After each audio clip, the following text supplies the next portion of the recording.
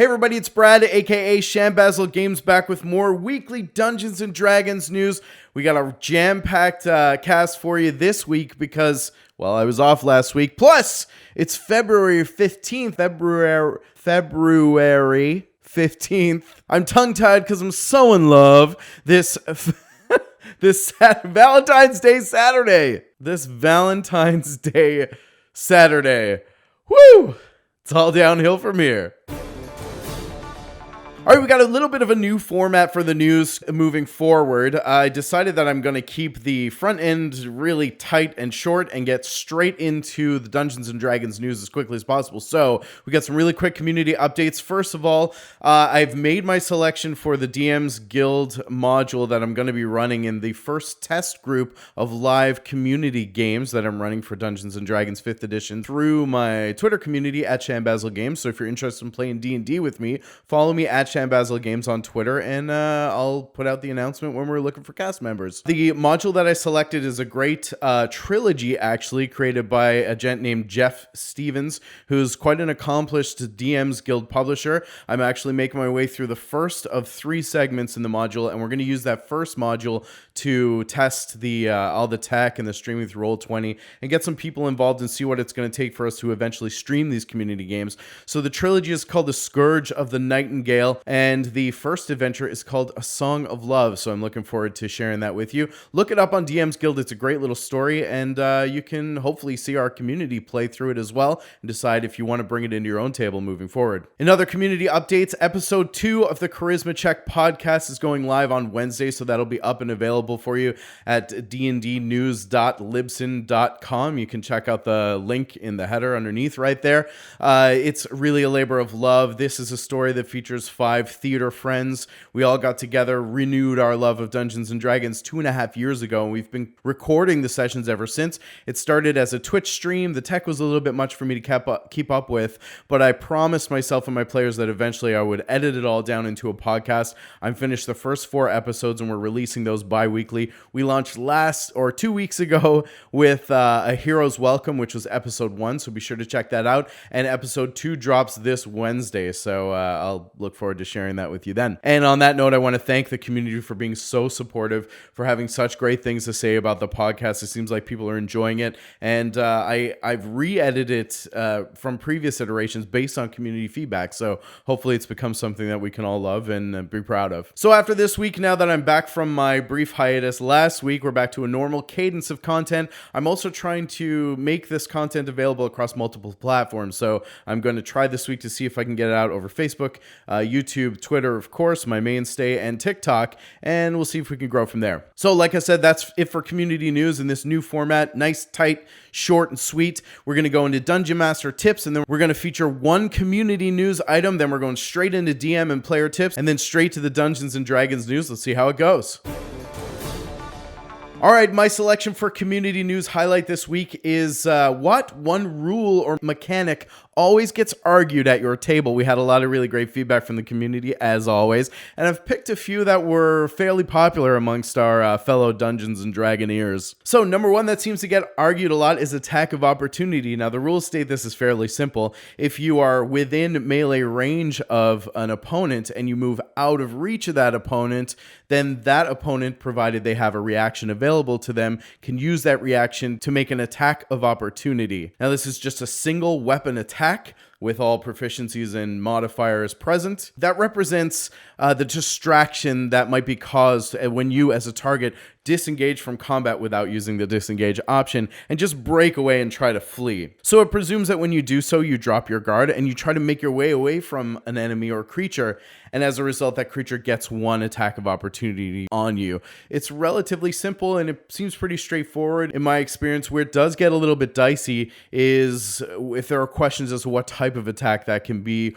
or whether or not attacks that give you extended reach like polearms play into that. Now, other things that tend to make this a little bit dicey are whether or not something is still within your reach, like if you're using a polearm, or whether extraneous forces push you out of reach of an opponent. So the rules state that an opportunity attack is available to you when a hostile creature moves out of your reach, which allows you to make one melee attack using your reaction against that opponent. So let's break break that down. If you are using a weapon that has a 5-foot reach and somebody moves out of your reach, the opportunity attack happens the moment just before they exit your reasonable reach. So if you're using a polearm that has the reach effect, then your reach is effectively 10 feet and you wouldn't be able to capitalize on an opportunity attack until they were about to extend past 10 feet away from you or 2 blocks on a grid. Now, other things that come into play that tend to make this dicey are let's say, for example, turn undead. If you turn undead and you force an undead creature to run out of reach of one of your companions, does that companion get an opportunity attack? An opportunity attack comes into play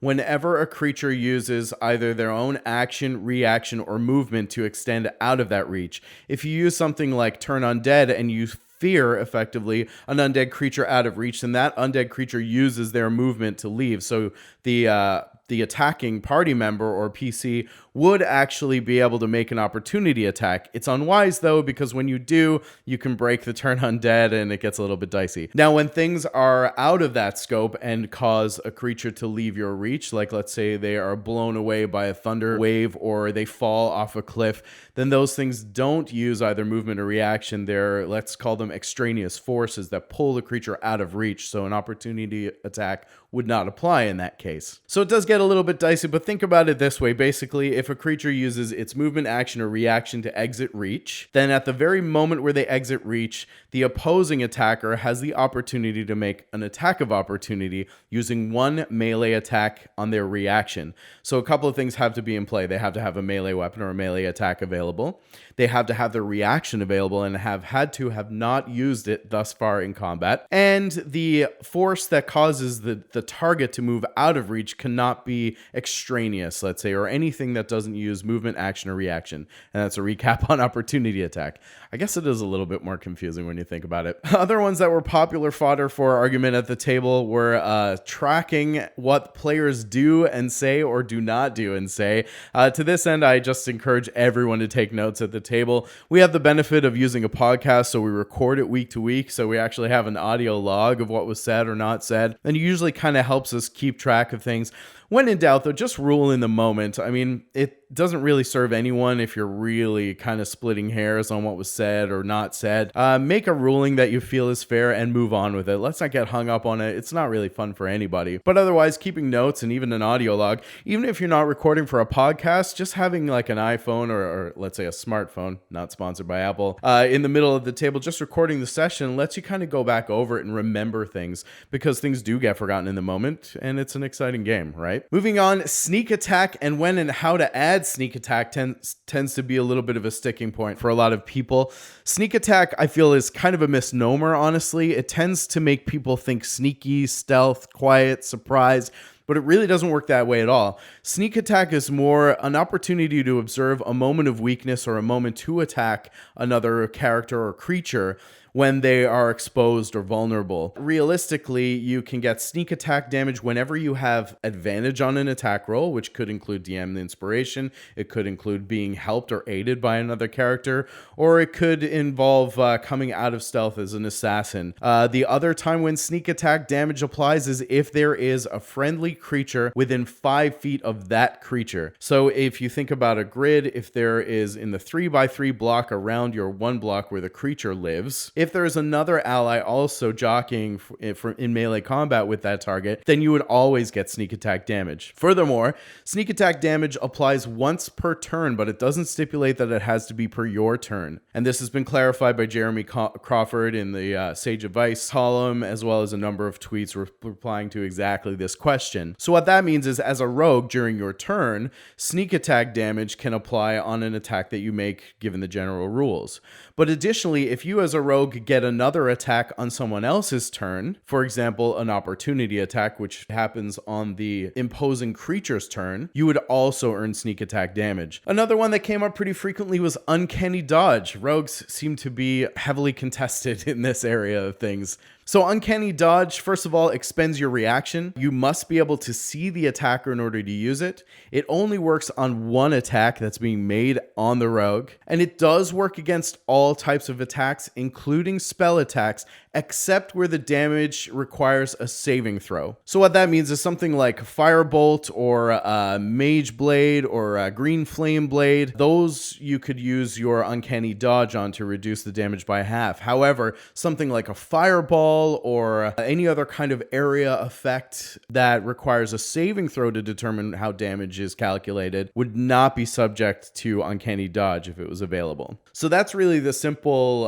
rules as written, and the rules do stipulate that it happens when the attack hits you, which would suggest that it's before damage is calculated. But a lot of GMs house rule around that, so be sure to check in with your local. For me, one that I find that comes up quite frequently is the element of stealth and surprise and how they work. So you have stealth when characters are trying to be quiet and sneak up or get an advantage on some enemies. And then, of course, the effect of surprise itself and how it plays out in the combat round. So the number one thing that you have to do to establish whether something is stealthy and effective in creating surprise is to declare that you are being stealthy. Now, this might sound pretty simple, it might sound pretty rudimentary, but a lot of times it's surprising how frequently, players will say, oh, we were trying to be sneaky, but they didn't really mention it before. Or they'd say that they're trying to be sneaky, and then they get disappointed because combat just kind of rolls in as normal. So number one, up to the players, state that you're trying to be stealthy and you're going to try to surprise these targets. That's the first step. Declare what you're doing. Number two, of course, is the attempt to sneak, which is a stealth roll. Now, I'll either do this if a couple of characters are going up, splitting off from the group to create their own surprise scenario,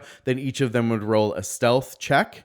Or if the party is trying to be stealthy together and orchestrate a surprise attack, then it would be a group stealth check, and we take the average of all checks in that roll. Then, of course, the result of that stealth check is checked against either the passive perception or the active perception of the creatures they're attempting to get the jump on. You essentially organize what creatures are surprised and which ones aren't.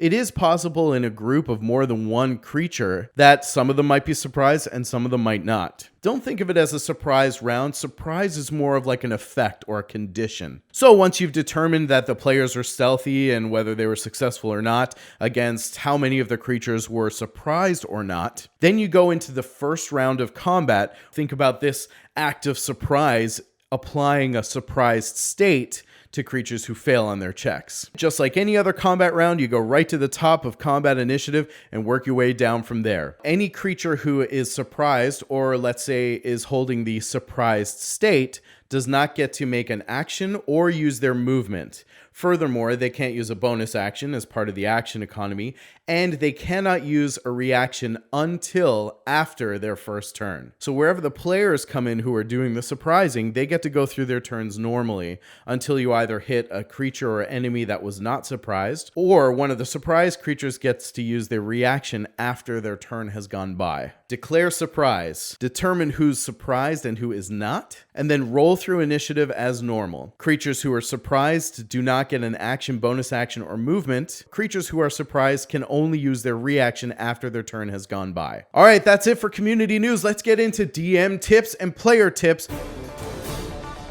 DM tip number one, run a session 0, and if needed, run a mid-campaign refresher to check in. Now, we talk a lot about running session 0 on the Speak in Common podcast, and I do think it's extremely important, but once you've got session 0 locked in, everyone's savvy with your house rules, everybody knows what the expectations of the campaign are. It's always good to check in about halfway through the campaign to make sure that everybody is still in tune with how the culture of the table is intended to play out, or what homebrew or house rules are in play at the table, and just check in, see if you can garner any feedback or answer any questions from your players. Always a good option. DM tip number 2, and this is one of my favorites that I created and I use regularly at the table. Buy identical D20s, one for each player in your campaign, and hand them out as inspiration. What I do is I have 5 clear blue swirl D20s that are my inspiration D20s. And when I'm awarding inspiration to my players, I actually physically hand them the D20, and when they use that inspiration, they hand it back to me. It's a good way for me to track who at the table has inspiration, and it's a good reminder for them to know that they've got a D20 in the pocket as well. Another DM tip, jot down a few notes about the voicing and characteristics of each major NPC that you have in your campaign. For me, this is race, gender, class, and then some notes about characters that I might emulate for their voice specifically. This lets me very quickly recall a voice, pattern, and behaviors for NPCs that may not have shown up in the game for a long time, so that when my characters interact with them down the line, that there's some consistency there and some fluidity. It makes them feel much more real and lived in. DM tip number 4, don't plan for a specific outcome. Rather, plan for actions and effects of a situation.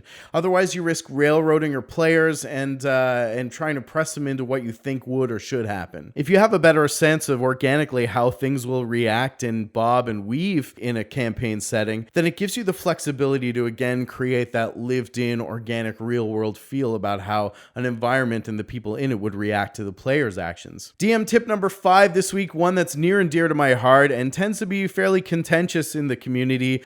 Prepare and plan for your session for as long and as in-depth as you find enjoyable. For me, campaign prep is part of the fun. I'll spend 6 to 8 hours preparing for a session, and a lot of people kind of look down on that, but for me, that's some of the most fun time for me is when I'm plotting and writing and mapping and painting. All that stuff I consider part of game prep, and that's really kind of my me time. I enjoy it a lot. Why wouldn't I want to spend more than a few hours doing that week to week? So to each their own, of course. For me, there's a lot of fun in that. For you, if it's just, an hour tops and then you want to get into the game, then it's really about what's enjoyable to you. So when it comes to game prep and DM prep, go as far, as long, or as quick and short and shallow as you want, as long as it's enjoyable for you. Take your time. Think about crafting a wonderful world and objectives and hooks for your players to enjoy.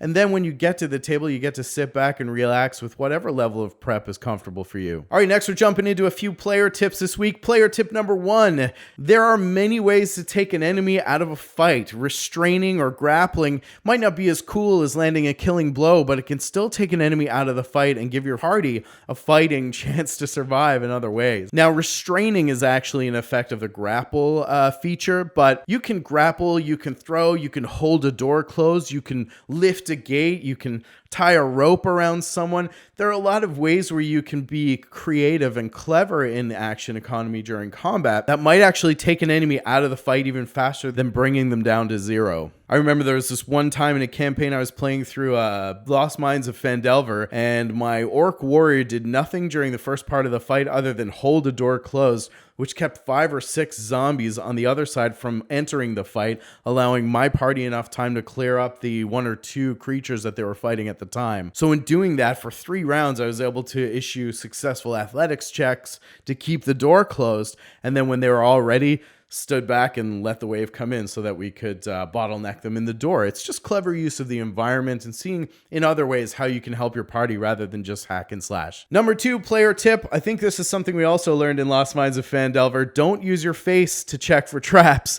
Don't forget to check around, observe, look around, get some feedback from your DM before you charge into a room. You never know, you might save yourself, your party members from a collapsing wall or a buzzsaw trap or bear trap or a falling pit, anything or all of the above. Make sure that you're checking around and be aware of your environment. Your DM should be able to help you play with that and understand what some of the potential pitfalls, no pun intended, exist for you room to room. Number 3, player tip, kind of ties back to one of the early tips I made for DMs as well. Make sure that you keep accurate notes and session logs. Trust me, your players and your DM will thank you. It's always nice to have that one chronicler at the table who's really good at writing down, quest objectives and story hooks, PC names, and things that you need to come back to over time, because not everything is linear or should be. And oftentimes you'll want to recall those things to unlock specific objectives or side quests that might exist in the campaigns you're playing. So if you're that type of person, you like the organization and the meticulous note-taking, it will be valuable to everybody at some time. Or at least have someone in your party take the Keen Mind feature where you can force the DM to tell you things that you forget. All right, that's a wrap for DM tips, player tips, and community news. Let's get into Dungeons & Dragons news from all around the world this week. My feature this week is all about the newly announced Archetype Entertainment, which is the new studio that Wizards of the Coast just launched, featuring what seems to be shaping up as the Avengers of video game developers, with a lot of Bioware vets coming on board and a grand sweeping call for video game development talent the world over. Now, the studio, like I said, is named Archetype Entertainment, and they seem to be focused on or working on an original sci-fi based RPG, which is a completely new new intellectual property. So I'm really excited to see what's coming down the line for this. We don't have a ton of information yet, but I wanted to take a look at the who's who of this new studio and who some of these Bioware vets are and why we should trust that our future hopes for RPGs, particularly in the D&D realm or anything new and fresh, is warranted, and why we should or could be excited about this. It was announced a couple of weeks ago that Wizards had snapped up some really great high talent vets from Bioware, which of course is the studio behind a lot of really notable high profile RPGs and story based games like Knights of the Old Republic, Star Wars The Old Republic, Mass Effect, Dragon Age Origins. Like, these are pretty big AAA titles that all had a really distinct focus on story. As somebody who's a big fan of Bioware before the we'll say the dark times of the last year, I'm really excited to hear that this talent has been scooped up by Wizards and deployed in this kind of fashion. Now, a lot of these video game veterans and high quality talent members said that they were becoming quite disenfranchised in the last days of Bioware, and that this new project already seems to be infusing some of the enjoyable features and relations that they had and really enjoyed in their early days with Bioware around creating those titles that I just mentioned. So like I said, these folks were at the helm of Bioware in its heyday. I'm not talking about Andromeda and Anthem, but rather KOTOR and the new at the time Star Wars MMO, The Old Republic, which I played healthily in an unhealthy way, and Dragon Age Origins, which I dumped a lot of hours into. Of course, Mass Effect 1 and 2 specifically, which were the golden ages of Bioware as a studio. Now, Bioware was always focused on creating impactful, decision-making based story-related RPGs with meaningful characters and memorable engagements, and a lot of other things that were really exciting to me in RPGs and clearly a lot of other gamers in the world. Now, of course, Bioware recently caught a lot of flack for Anthem and the horrible delivery of that. Andromeda also was a little bit lackluster, particularly for fans of the Mass Effect franchise. At the same time, you'll remember that Bioware became infamous for the expose that shone light on the really less than preferable working conditions at the studio, but this is all after the early days when they were really clicking and firing on all cylinders. Okay, so let's say we're getting a great roster of a very high pedigree of video game development talent from Bioware to really drive this new studio endeavor from Wizards of the Coast with a focus on narrative, story-driven RPGs. Why should we trust them, and who the hell are they? Now, most recently, they stated that they had recruited Drew Karpyshyn into the team as a lead writer on this new sci-fi RPG, and Drew was formerly the lead writer for Mass Effect 1 and 2. He also wrote the game materials for Baldur's Gate, and he was a lead writer or senior writer on Knights of the Old Republic. So like I said, he'll be in place as the lead writer for the studio that was announced late last month, and the studio itself is led by ex-Bioware creative director James Ohlen, who was a very well-known fixture in AAA game development at the time. So to quote from Drew's own website, "When I started at Bioware, everything was fresh and exciting. It was a dream job, talented people working together to create epic games like Baldur's Gate, KOTOR, Mass Effect, and Dragon Age. But as we grew and became more successful, things changed. We became more corporate, we were less able to make what we loved, and the teams were pushed to create games based on the market research rather than our creative instincts and passions." I fully believe this. We've seen way too much of this in the game development sphere these days. He went on to say, "My dream job became just a job, and I lost the enthusiasm and excitement that I once had." That's really...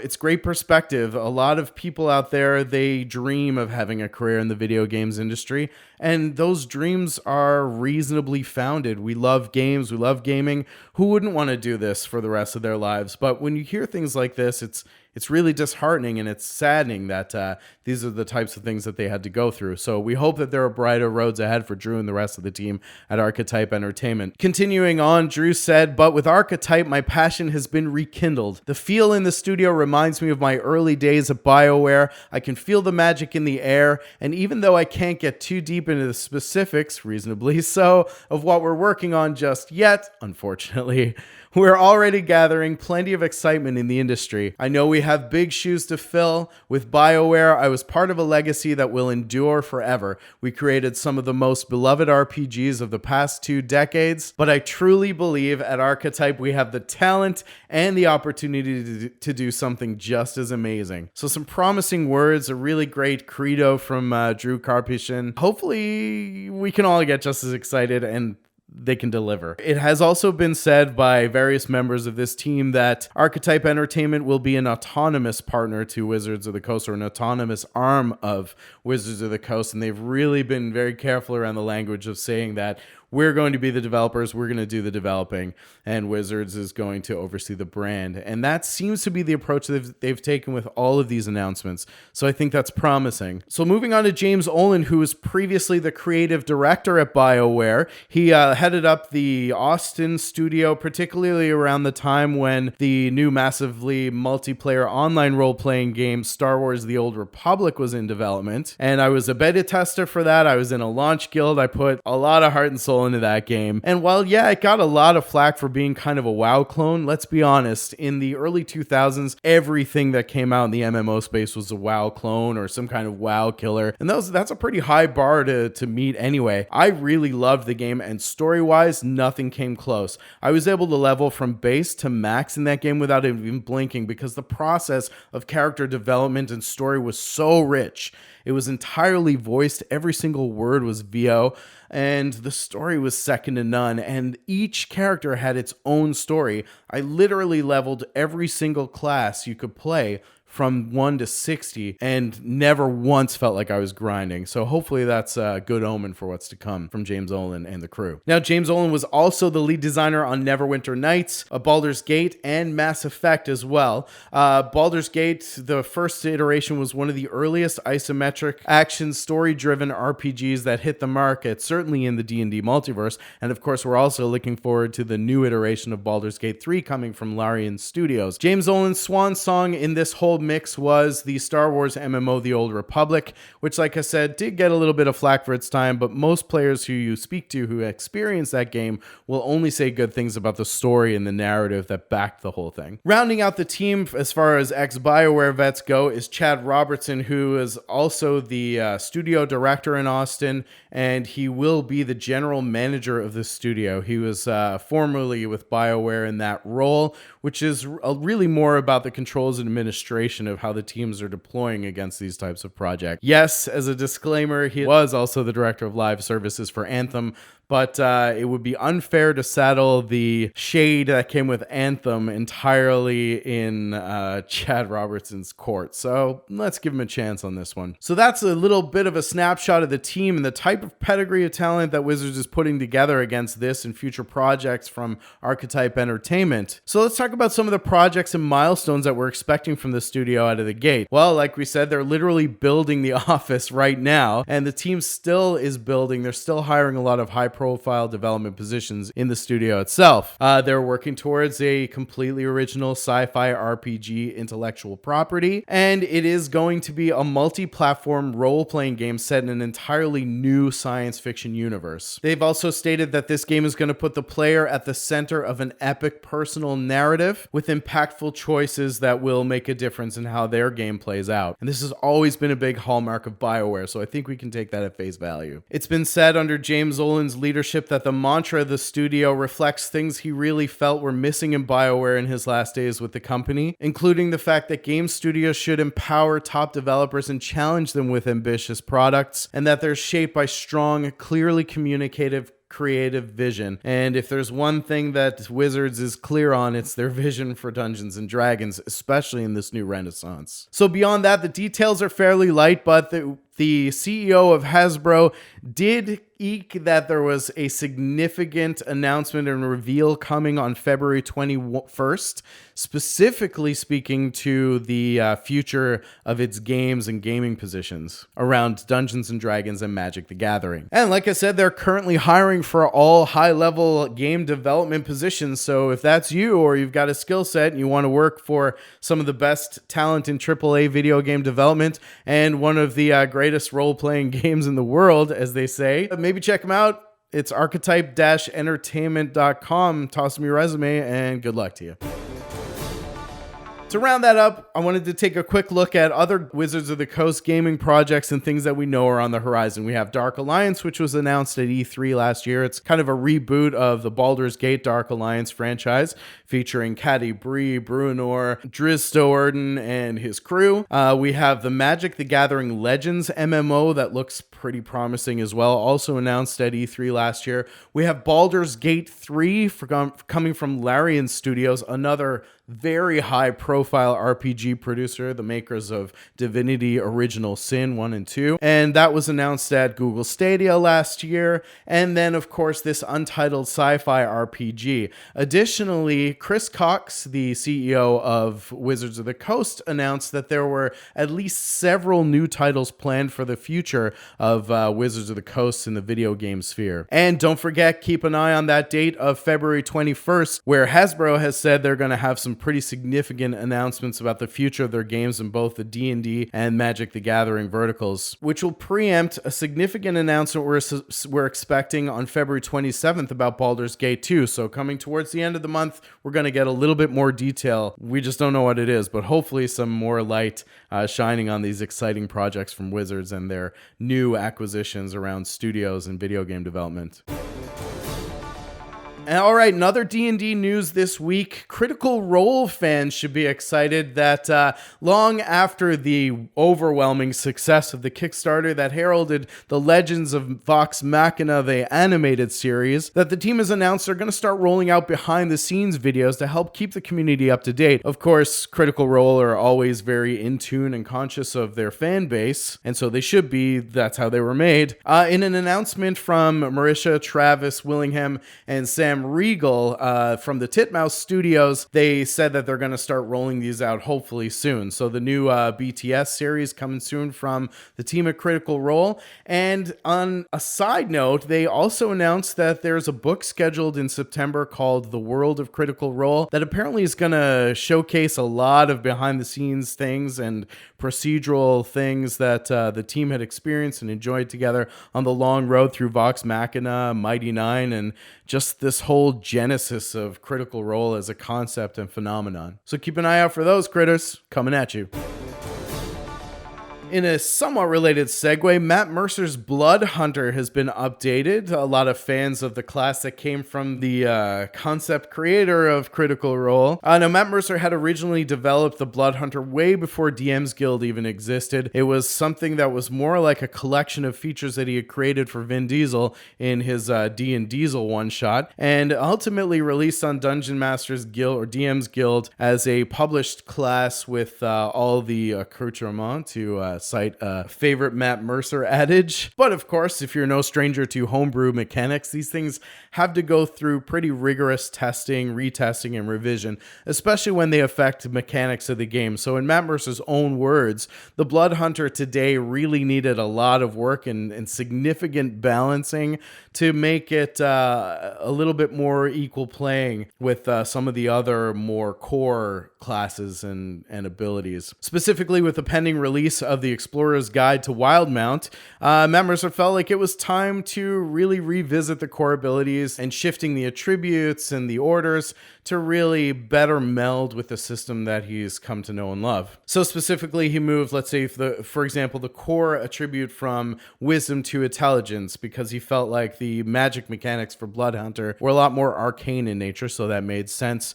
And like I said, a quote-unquote massive balancing around the class core abilities and the orders, which are the subclasses of the Blood Hunter.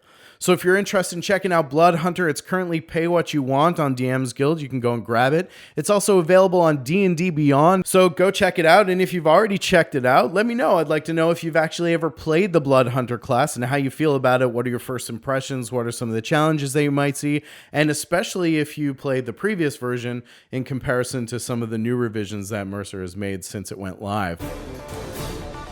Okay, so I mentioned it a couple of times. I want to go a little bit deeper on this big announcement that was teased last week. So on a quarterly earnings call, the CEO of Hasbro, Brian Goldner, teased that they were sharing their 2020 new gaming plans for Magic and Dungeons & Dragons in an announcement coming on February 21st. We already know that Wizards of the Coast is working on several new video game titles and game titles, and there are more in planning for the coming years. But there are also rumors abounding about new box sets and starter kits and products that are designed to guide new players into the game of Dungeons and Dragons. And this is also saddled with a big Baldur's Gate 3 announcement that we're expecting from Larian Studios on February 27th. So that last week of February should be chock full of really great announcements from Wizards and Hasbro on the future of the gaming environment around Dungeons and Dragons. In addition to that, we also have the pending release date mid-March for Lariel Silverhand's Explorer's Kit, and of course the Explorer's Guide to Wildmount, the new source compendium coming from Critical Role, Matt Mercer, and Wizards of the Coast. In addition to this new Untitled Sci-fi RPG coming from Archetype Entertainment Studios